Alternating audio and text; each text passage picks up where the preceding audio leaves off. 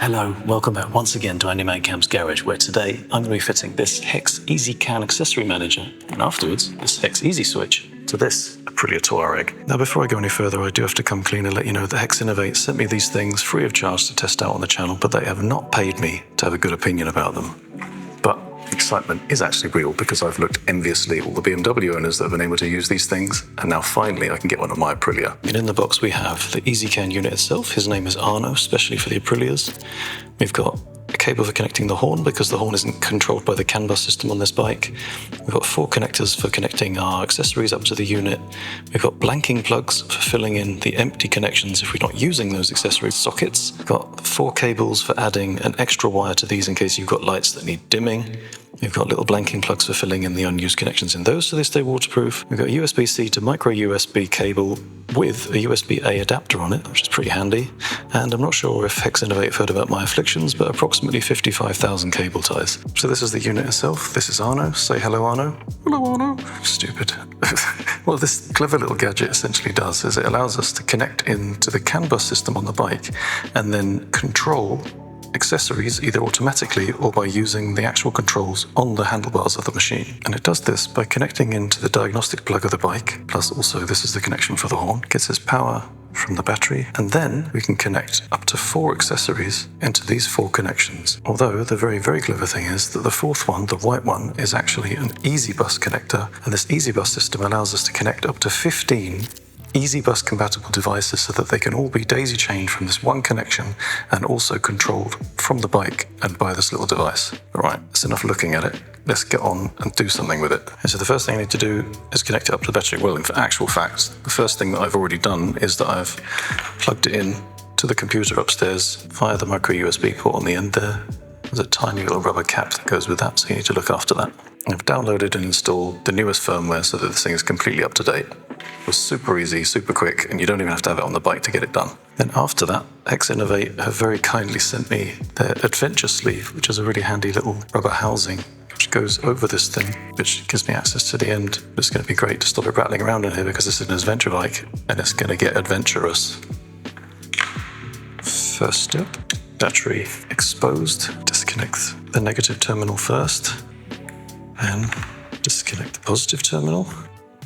Now, ezCAN comes into play. Welcome back to the scene, Arno. So then, first of all, the positive from the ezCAN, positive from my battery charger, onto the positive terminal of the battery.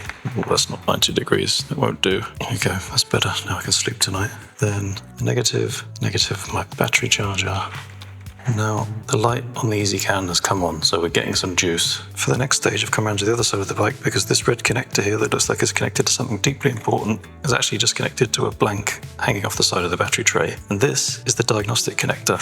Into this, I need to connect the red connector of the ezCAN, just like that. Now, for all intents and purposes, the ezCAN is now connected to the bike and ready to be used. I can start connecting things to these 4 accessory connectors and then making the thing power them on. As an example, I've got my Optimate USB charger. This is normally connected directly to the battery as an SAE connector there to disconnect it when I want to, and also a fuse. But what I'm going to do is actually cut off the SAE connector. I'm going to leave just enough so I can put it back together if I ever want to in the future, because thanks to the ezCAN, I don't need the fuse anymore. And then take one of the connectors out of the pack. I'm only going to be using 2 wires, so I can take one of the rubbery bungs and throw it on the floor and stuff that into the unused connection there, so that'll stay nice and waterproof. I can pull off the pre-stripped ends of the connector, put a bit of heat shrink over both cables. The heat shrink incidentally was not in the kit. Then connect up the 2 positive cables. I like to loop them over and then twist them round, because then this connection has a bit of tensile strength. There's some seriously hideous soldering there, but I think it'll do the job. Put the heat shrink over those joins. And there we go, the USB charger is connected to the ezCAN connector. So I come back up to the bike, and on the ezCAN I can choose at will any one of these 4 connectors, and I can just connect the USB charger up to that, and as you can see, nothing happens. Turn the ignition of the bike on, ezCAN light comes on, but still nothing's happened here with the USB charger, and that is the way it's meant to be, because I now need a computer. I have returned with the computer. It's not often that the MacBook gets to see the garage. So now I need the USB cable out of the packet. It's really quite cool because it's USB-C to micro USB. I didn't know you could even get those. But in case you don't have a USB-C compatible device, it's an adapter to make it USB-A. They've literally thought of everything. First, I connect this to the computer. Connect the cable into Arno's little mouth there. There you go, buddy. Yum, yum, yum. Open up ezCAN software, accessory manager, and I chose the yellow circuit. So I click on the yellow circuit, and what I've connected is an accessory. So I select accessory, and each of these connections has an individually controllable fuse level, and then it's electrically fused, which means I can come in here and choose how powerful I want that fuse to be. Click apply, updates my configuration. Then down here, I can set how long the power stays on when it's no longer connected to the bike, up to 60 seconds. So I'm going to give that 60 seconds of time. What that now means is the USB charger is now configured as an accessory.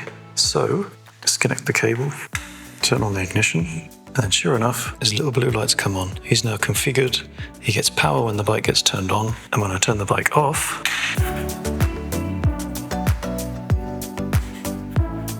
after 60 seconds, the light goes off. He's no longer getting power. He's not going to be able to drain my battery. And that's the same principle for all of these connections, for all of the accessories that you may want to connect. Okay, coming back to the fusing issue. This is the fuse that was in the charger. It's a 10 amp fuse. So I've connected Arno back up again. And on the computer, come into here, click on fuse where it says 4 amps. And I can come down, choose whatever size I want. Original setup was a 10 amp fuse, so I'm going to give that a 10 amp fuse. There we go. That connection on the yellow cable is now providing 10 amp fuse protection for the USB charger. And the next device for HEX ezCAN treatment is my Apple CarPlay device, the AOC-BX. For that, I've actually got 3 wires. I've got a negative, a positive, and then the switched feed. And what I'm thinking is, if I just connect these two together, then the thing will get its driving power and its switching on power at the same time. So there we go. I've attached the cable on, both the positives into the positive of the connector, the negative into the negative, and I've already fitted the little rubber bung in the back end. So I'll come back to my friend Arno, select another circuit. I'm going to go for the blue one, connect them two together. And then once again, as a proof of concept, if I turn the ignition on, this thing should stay completely black. It's getting no power now because the circuit hasn't been activated yet. Once again, connect Arno to the computer, little light comes on. Now I select the blue circuit, and I'm going to select another accessory again. So apply that. Fuse has got those 4 amps. I'm going to put that up to 7.5. It looks like, because this is now an accessory, these settings here will apply to both of these, the blue and the yellow. And now that should be set to run for 60 seconds afterwards, just like the USB charger did. Let's try that out. First, disconnect the ezCAN again, turn on the ignition. And look at that, the AOC-BX has powered up. I'm going to turn the bike off again. It stays on just for long enough for me to mess around and maybe, I don't know, look on the map quickly for a minute. Perhaps check my tire pressures. And then after 60 seconds, switches itself off. Perfect. The next thing that I'm going to connect up is the Scott Euler X system down there. Once again, my beautiful garage elves have already connected up the ezCAN connector and stuffed a little blanking bung in the back of the empty socket there. So all I have to do is find an empty circuit, and I'm actually going to go for the yellow one again because I've unplugged the USB charger. I only actually really use this thing when I'm on tour because the bike's got a USB socket at the front already. Connect up the Scott Euler cable, and you're probably getting used to the concept by now, but if I press the power button, the Scott Euler has no juice. If I come back to my garage workstation, plug the ezCAN in again, light goes green there. Now the yellow circuit is no longer the USB charger, it's now a Scott Euler. Now there is actually an option here for the Scott Euler, and that then gives you the option to control the flow rate and prime the thing from the ezCAN unit, which means when you turn the engine on, the Scott Euler will start oiling. The thing is, the X system is fully electrically controlled itself, so that isn't going to work with this. All I need is for this to have power, and then it'll take care of its own stuff. So instead, I'm going to program that once again as an accessory. Now you could think that theoretically that would cause a problem because with a 60-second delay once the ignition's turned off, the oil will continue to oil and piss oil on the floor. But the good thing is the HEX system actually controls its own oil flow and it won't run when the bike is stationary, so that's not an issue. The fuse, however, is way too much. The Scott oiler has a 1 amp fuse, so stick that down to 1 amp. And now, unplug the ezCAN. No power for the Scott oiler. I'm going to turn on the ignition again. And the Scott oiler now has power. I have in fact just turned it off. And let's turn it back on again. Okay then, with those simple accessories installed, this is where things get interesting.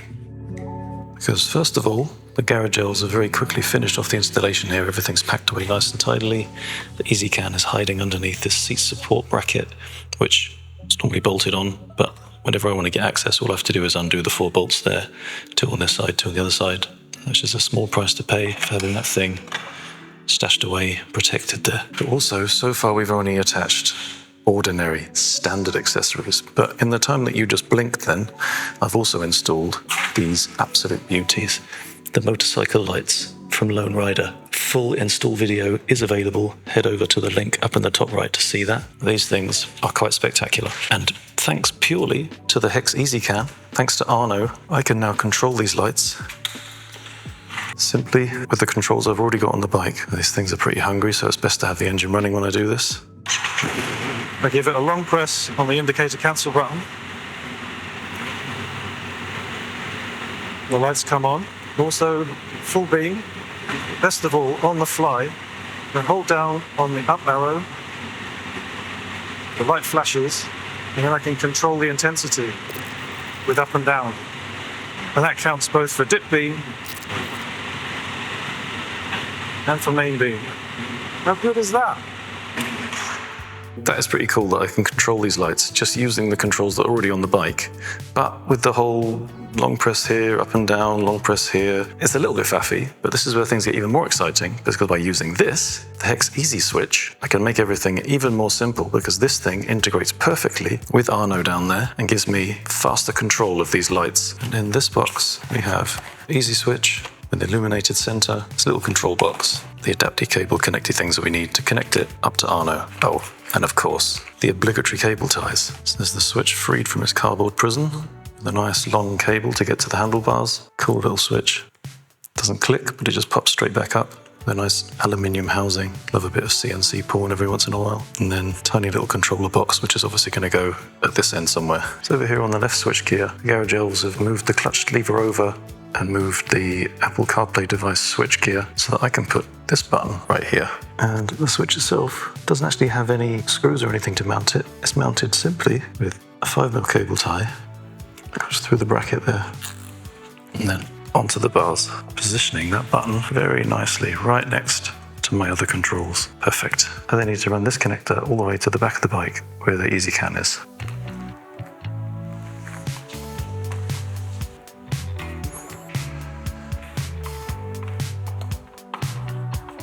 And this cable can trundle off in that direction, same direction as this. This is the cable from the Lone Rider lights. It then pops out over here and comes down alongside the Lone Rider lights. So that can all go back together. Had to happen, didn't it? On this bike, there's always something to catch the ball. Luckily, I've always got a magnetic stick handy. There he is, pesky bugger. Come behind this panel. Loosen off this panel. Pop this connector up into this area. And then just here is hiding the connector of the white cable connected to the ezCAN. Now this is the EasyBus connector, currently connected to the Lone Rider lights. And this is where the ezSWITCH also has to connect. So I need to disconnect that. And this is a Y-splitter, which is an extra accessory that you'll need to get if your EasyBus is already taken up and you want to put an ezSWITCH in. And you can connect up to 4 of these ezSWITCHs into one system. What I need to do then is connect the Y-splitter to the Lone Rider lights, hook that back down into its hole, then connect the Y-splitter back up to the ezCAN. And I'm going to poke all of that down into this space. So now I need to connect the cable from the button onto the ezSWITCH controller on a cable marked switch. I then need to connect that to the connector for the ezCAN on the cable marked EasyBus. And that then connects onto the loose tail from our Y splitter. And that's everything now connected. Oh, and also, before I forget, there is an extra tail sticking off the end of here, and this actually gives you an extra output in case you wanted to connect another accessory up to 2 amps, so phone charger, that kind of thing. You could connect that to here and have an extra output just in case all of your other outputs are already used up. Okay, so that is all tucked in there. And then the last thing left is my blank tail, which is going to poke down there into the void. So that is now the ezSWITCH mounted to the bars and wired all the way down here, where it's connected to the EasyBus via the Y splitter, along with the Lone Rider lights. So next up, we need to get the computer out again. So step 1, as always, connect the ezCAN to the laptop. Triangle goes green. Now I need to come into the little hamburger menu up here, EasyBus devices, and then scan. And there we go. I've got, as well as the motorcycle lights that were already connected, but the ezSWITCH now being recognized as on the system. So that ezSWITCH is now showing here in my interface. You can have up to 4 connected, so 4 switches would show here, and for each one you can choose what it controls. So you can actually have it run your horn, you can have it run your fog lights, your auxiliary lights. I'm going to select the Lone Rider motorcycle lights, and that should be hot to trot. So I've disconnected the ezCAN, turn the bike on, start the engine. Lights have automatically come on. If I press this button, they turn off. Simple as that. No long press on the indicator button, just one tap, lights go on, lights go off. And then I go main beam, same situation, on and off. And also, if I want to change the intensity, just hold that down, the light blinks. Every time I press it, it cycles through 0,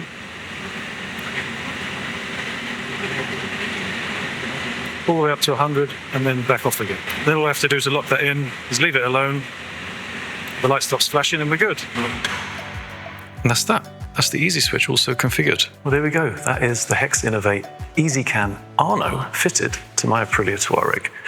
Big thanks to you guys over at HEX Innovate for sending this over for me to try it out. It's a really cool gadget that you guys have nailed, and I'm really excited to try it out.